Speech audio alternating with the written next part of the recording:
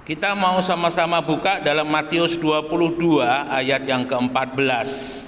Matius 22 ayat yang ke-14, panggilan. Dipersilahkan Ibu Elsie untuk dibacakan Matius 22 ayat 14.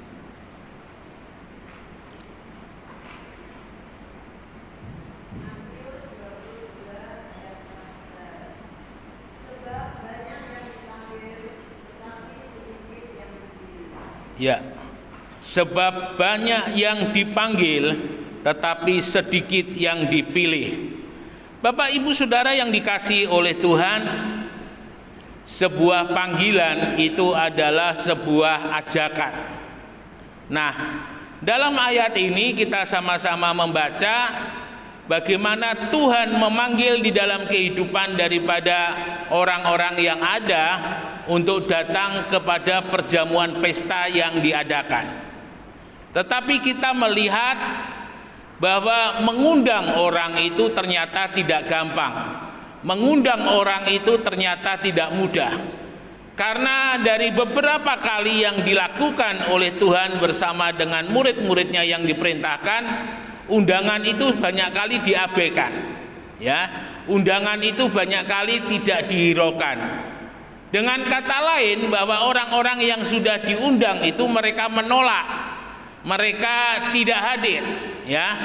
Nah, mari pagi hari ini kita mau melihat beberapa bagian mengenai keberadaan daripada orang-orang yang dipanggil. Ayat yang ketiga di sana dikatakan, Ia menyuruh hamba-hambanya memanggil orang-orang yang telah diundang ke perjamuan kawin itu, tetapi orang-orang itu tidak mau datang. Ya, yang pertama ini adalah menarik orang-orang yang diundang ke perjamuan kawin itu tetapi tidak mau datang. Saudara yang dikasihi oleh Tuhan, kalau kita melihat ayat ini kita mengingat akan kehidupan daripada bangsa Israel.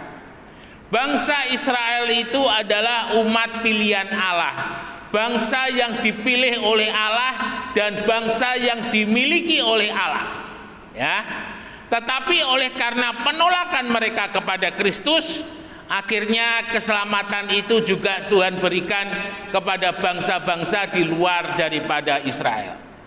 Bapak Ibu Saudara yang dikasihi oleh Tuhan, kita melihat bangsa Israel ini adalah bangsa yang pertama-tama sekali mereka menerima lawatan daripada Tuhan. Ya, mereka menerima undangan daripada Tuhan untuk hadir.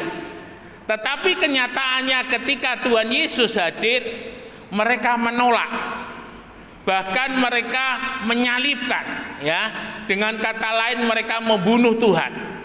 Tetapi di sisi yang lain kita juga melihat karena mereka tahu akan keberadaan daripada Yesus, mereka juga menyebarkan berita dusta tentang kebangkitan daripada Tuhan.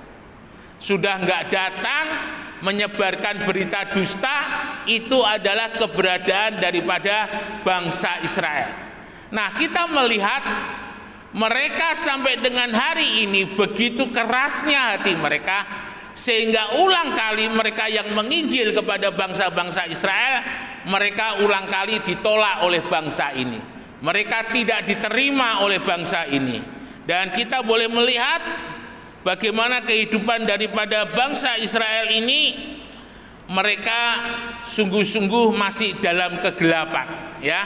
Jadi sampai hari ini mereka masih menanti, mereka masih menunggu datangnya Mesias. Mereka masih berusaha bagaimana caranya untuk bisa memanggil Mesias yang dijanjikan itu untuk datang. Mereka lupa bahwa mereka telah menyalibkan Yesus sang Mesias itu. Mereka lupa bahwa mereka telah menganiaya Yesus Mesias itu pada 2000 tahun yang lalu.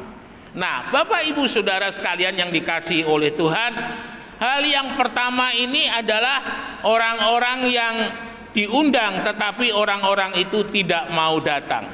Kemudian yang kedua, kita mau melihat Ia menyuruh pula hamba-hamba yang lain pesannya, katakanlah kepada orang-orang yang diundang itu, sesungguhnya hidangan sudah disediakan lembu, jantan, ternak piaraan telah disembelih, semuanya telah tersedia, datanglah ke perjamuan kawin ini. Tetapi orang-orang yang diundang ini tidak mengindahkannya. Ada yang pergi ke ladang, ada yang mengurus usahanya, dan lain-lain. Hal yang kedua, yaitu mereka yang diundang, dia menyuruh hamba-hambanya yang lain diundang kepada pesta itu, tetapi mereka tidak mengindahkannya, mereka tidak menghiraukannya. Mereka diundang tetapi mereka masih pergi beternak, mereka masih pergi melakukan kegiatan-kegiatan yang lain. Bapak Ibu Saudara yang dikasihi oleh Tuhan, ini adalah satu keadaan yang, kalau boleh saya katakan, keadaan yang sangat memprihatinkan. Kalau kita mau melihat di dalam kehidupan daripada orang-orang Eropa, orang-orang yang ada di daerah Amerika dan sekitarnya, mereka itu ada pada awalnya seperti Amerika itu, mereka adalah kumpulan daripada bangsa-bangsa yang ada di dunia. Jadi Amerika itu pada awal mulanya adalah kumpulan daripada orang-orang yang terbuang, orang-orang yang tidak diterima oleh bangsanya, kemudian mereka menjadi satu, yaitu menjadi orang Amerika. Nah, kalau kita memperhatikan pada abad-abad masa itu, firman Tuhan disampaikan, tetapi mereka tidak mau mendengar. Kita melihat pada saat itu gereja menjadi gereja negara. Gereja menjadi satu-satunya di muka bumi ini yang menjadi berita bagi umat-umat Tuhan yang ada pada saat itu. Tetapi kita melihat pada kenyataannya bahwa orang-orang yang ada pada waktu itu mereka tidak mau menerima pekabaran Injil. Kita melihat memang di satu sisi gereja boleh menjadi gereja negara, tetapi justru di sisi yang lain gereja mengalami kemerosotan. Gereja mengalami kalau boleh saya katakan, mereka mulai mengalami penurunan dalam hal teologi, di mana pada waktu zaman yang lampau teologi-teologi yang diberitakan oleh mereka betul-betul teologi yang baru, dalam arti sebuah pemurtatan yang baru yang menjadi dasar sampai dengan hari ini. Bapak Ibu Saudara yang dikasihi oleh Tuhan, itu menjadi satu hal yang sangat menyedihkan. Bagaimana mereka adalah bangsa yang pertama kali mendengar, menerima Tuhan, tetapi mereka juga menjadi bangsa yang sampai dengan hari ini di mana tempat daripada kesesatan itu ada di bangsa-bangsa Eropa. Nah, itu sangat menyedihkan sekali. Ini tidak boleh terjadi di dalam kehidupan kita sebagai orang-orang yang percaya kepada Tuhan.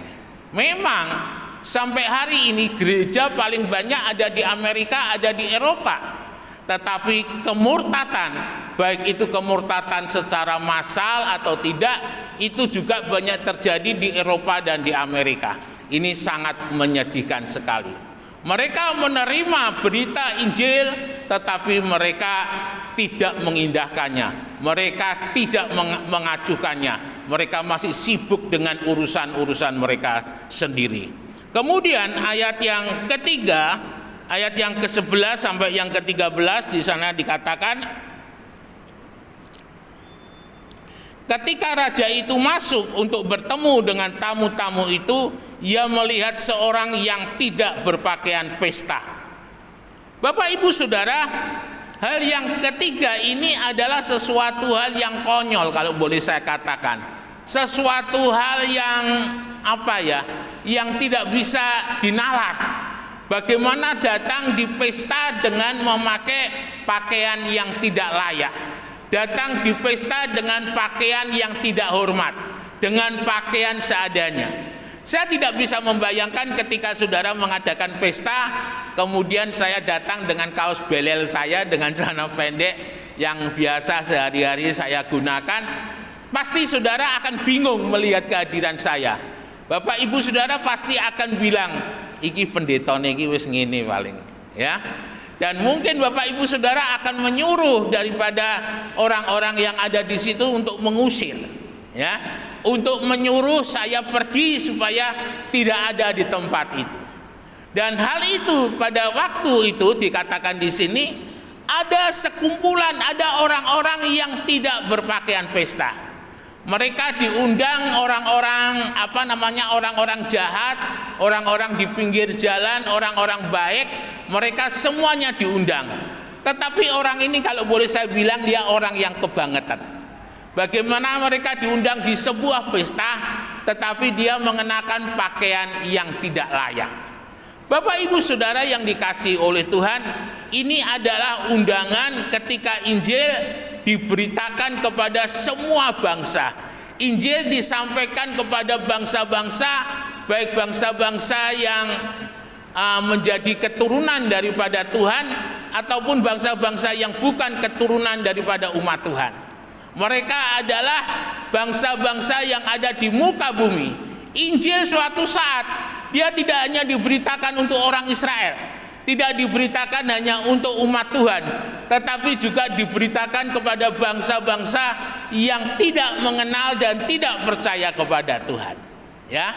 Dan uniknya orang-orang yang menerima berita itu mereka semuanya sukacita. Dikatakan di sini mereka mengenakan pakaian pesta dan mereka hadir.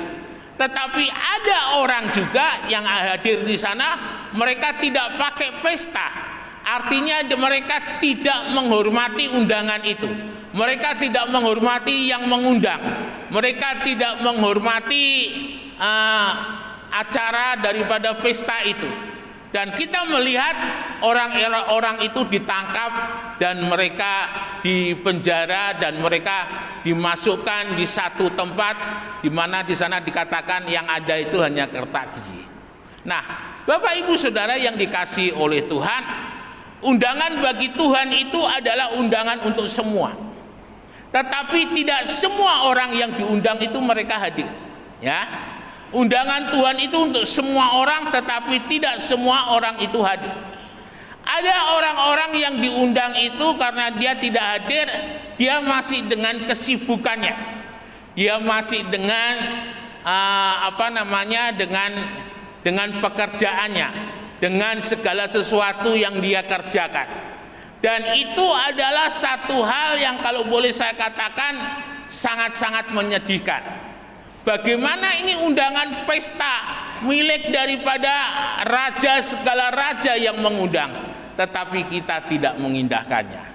Bapak Ibu Saudara yang dikasihi oleh Tuhan, ada banyak orang-orang yang ada di dunia ini, mereka tidak mengindahkan pakaian yang mereka pakai. Mereka tidak mengindahkan perbuatan mereka sehari-hari. Mereka tidak mengindahkan mulut mereka, mereka tidak mengindahkan tangan mereka, mereka tidak mengindahkan hati mereka, mereka tidak mengindahkan segala perbuatan yang ada pada mereka. Dengan leluasa, dengan bebas, mereka mau lakukan apa yang mau mereka lakukan. Mereka berbuat sesuka hatinya. Bapak Ibu Saudara, ini adalah sebuah hal tindakan yang harus hati-hati kita perhatikan. Dalam arti supaya kita tidak terseret di sana. Hari-hari ini yang namanya Kristen itu banyak. Yang namanya orang Kristen itu luar biasa. Tetapi mereka yang percaya kepada Yesus itu hanya sedikit. Ya.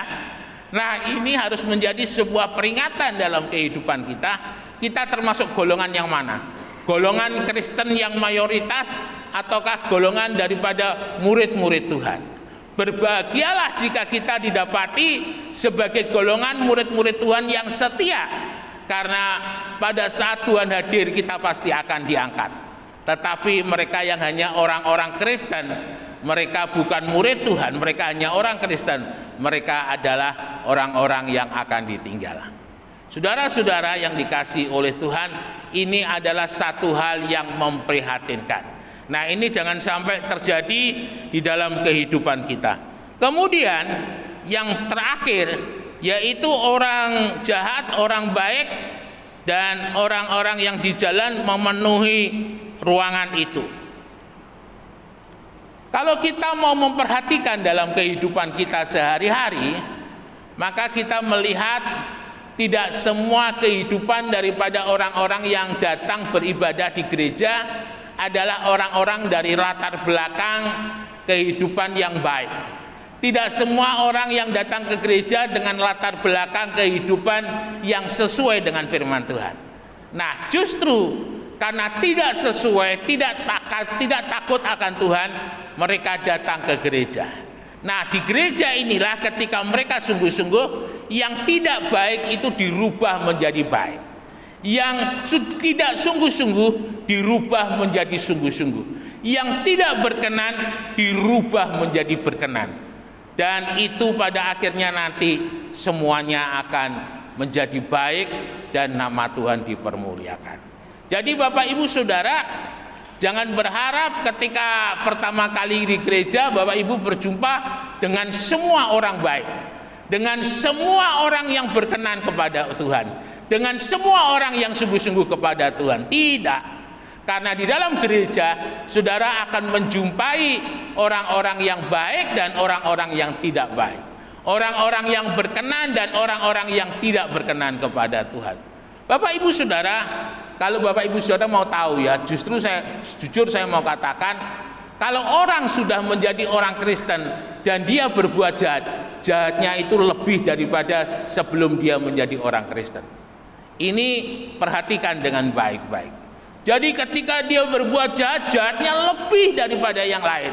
Jika dia membenci, bencinya lebih daripada sebelum dia menjadi orang percaya. Ini yang menjadi perhatian buat kehidupan kita. Jadi hari-hari di mana kita saat ini menanti Tuhan menjemput dalam kehidupan kita, perhatikan dengan sungguh.